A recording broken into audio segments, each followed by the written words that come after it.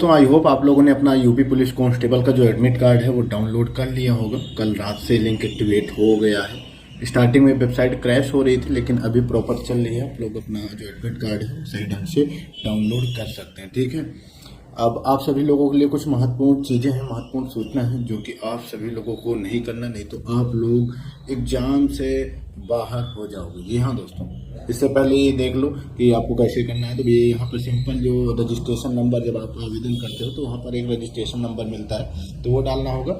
Date of birth डालनी होगी जो आपका हो, और उसके बाद ये कैप्चा यहाँ पर डालना होगा। और लॉगिन करोगे तो आपका जो एडमिट कार्ड की डिटेल है वो शो होने लगेगी। ठीक है, बाकी ये ऑप्शनल है, जरूरी नहीं कि ये डालो। ठीक है, ये डाल दो या फिर ये डाल दो।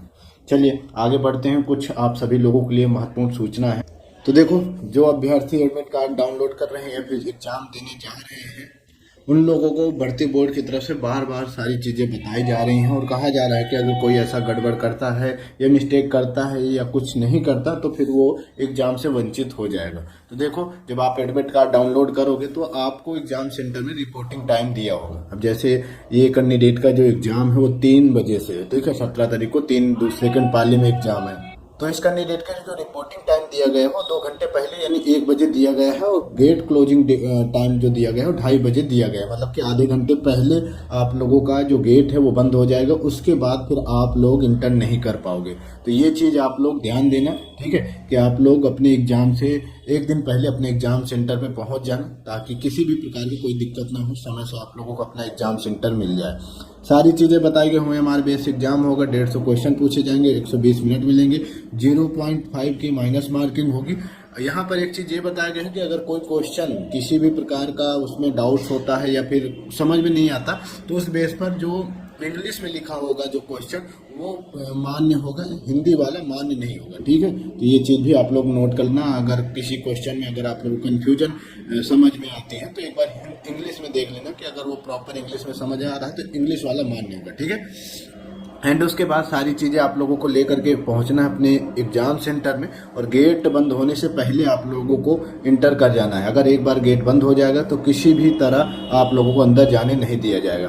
उसके बाद ये चीज़ मैं आप लोगों को बार बार अपडेट कर रहा हूँ, बता रहा हूँ कि क्या क्या आपको लेके जाना है। तो देखो, आपको जो एग्जाम सेंटर है वो क्या लेके जाना है, तो अपना जो ओरिजिनल वाला आधार कार्ड है। ठीक है, ये नहीं कि आप फोटो कॉपी लेकर के जा रहे हो या कुछ और लेकर के जा रहे हो। तो ओरिजिनल वाला आधार कार्ड, उसके बाद आपको प्लस जो आप फॉर्म भरते समय फोटो लगाया था तो वो फोटो आपको लेके जाना है।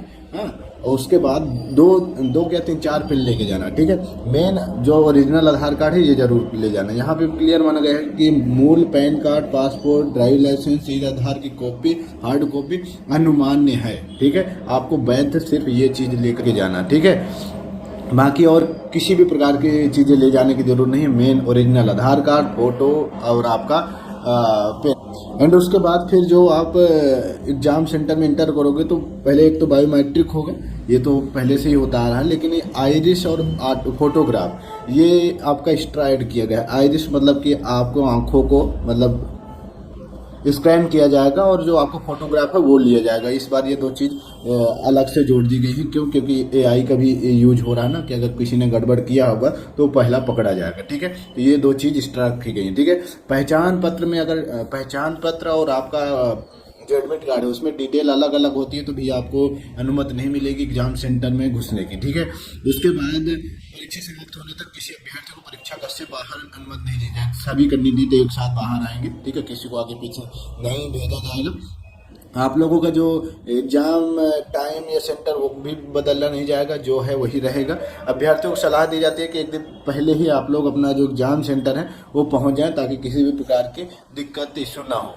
एंड उसके बाद अभ्यर्थियों को सलाह दी परीक्षा केंद्र पर किसी भी कीमती मतलब कुछ भी आपको सामान भी लेकर के नहीं जाना, बस सिर्फ आप लोगों को अपना जो जरूरी चीज़ें हैं वो लेकर के जाना। रिवीजन के लिए जो कॉपी वगैरह मतलब कि कॉपी किताब जो भी है वो लेकर के जाना।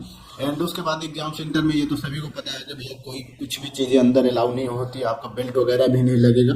आपके एग्जाम सेंटर के आसपास वैसे भी लॉकर वगैरह हो जाते हैं, बहुत सारे शॉप वगैरह, वहाँ पर आप लोगों की सारी चीज़ जमा करनी होगी। जब एग्जाम खत्म होगा तो उसके बाद फिर ये सारी चीज़ें लेकर के आपको बाहर जाना होगा। ठीक है, उसके बाद आपको देखो यहाँ पर ये भी बताया गया कि पारदर्शिता के लिए नीला काला बाल पॉइंट पेन ले जाने की अनुमति होगी।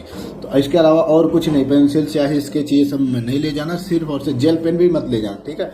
या अब ये बोलो कि जेल पेन ले जाएंगे क्या, तो भैया जेल पेन भी नहीं ले जाना, सिर्फ और सिर्फ काला और नीला दो पेन ले लेना, ठीक है। दो पेन ले लेना, काला नीला, थोड़ी जिसकी निप मोटी हो और जो यूज किया हो, ऐसा नहीं ले जाना कोई नया पेन लेके जाओ तो वहाँ पे जो गोला भर रहे हो तो वो गोले में ही आपके टाइम जा रहा, ठीक है। तो मोटी निप का लेकर जाना।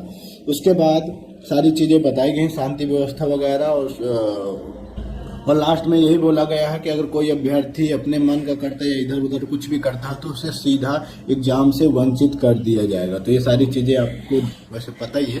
फिलहाल जो मेन चीज़ें हैं मैं आप लोगों को बता दिया है। और लास्ट में यहाँ पर एडमिट कार्ड देख रहे होंगे तो यहाँ पर ये भी बता रहा है कि दलालों और नौकरी रैकेट चलाने वाले से सावधान रहें, केवल योग्यता ही आपको उत्तर प्रदेश में नौकरी दिला सकती है। फिलहाल इस समय जो सोलवर गैंग है वो भी एक्टिव हो रखे हैं, आर में आप लोगों ने देखा ही होगा।